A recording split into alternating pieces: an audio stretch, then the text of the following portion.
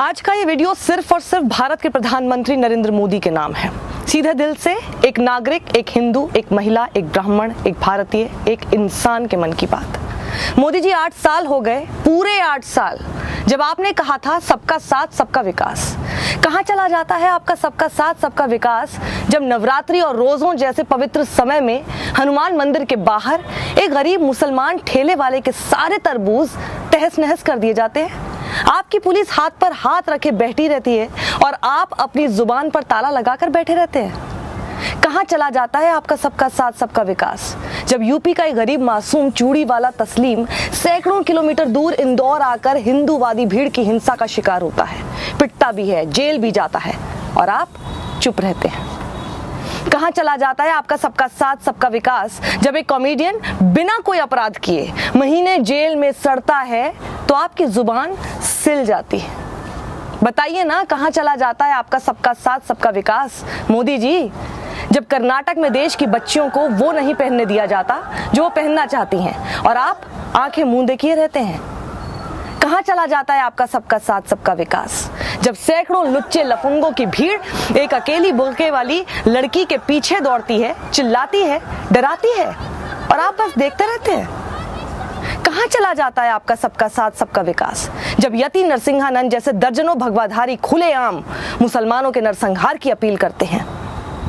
कहाँ चला जाता है आपका सबका साथ सबका विकास मोदी जी, जब टीवी चैनल हल्दीराम की दुकान में घुसकर उर्दू और अरबी में लिखने को मसला बनाते रहते हैं।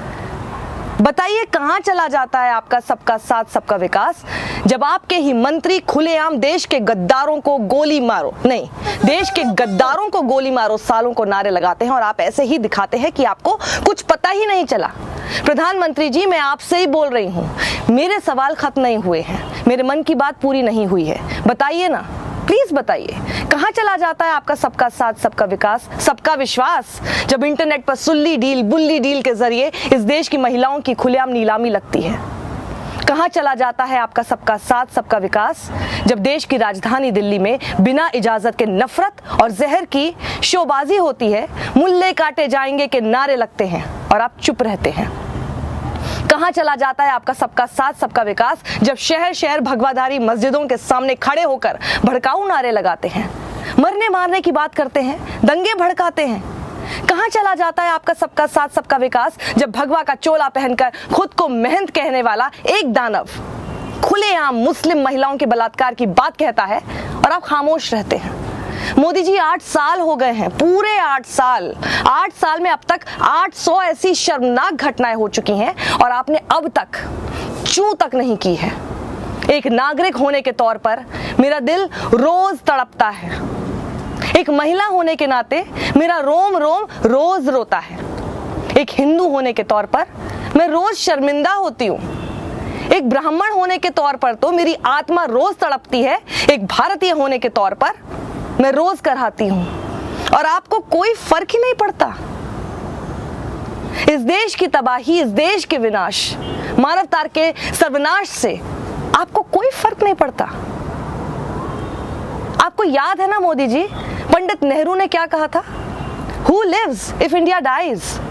Who lives if India dies? कौन जिंदा रहेगा, कौन बचेगा जब भारत ही नहीं बचेगा?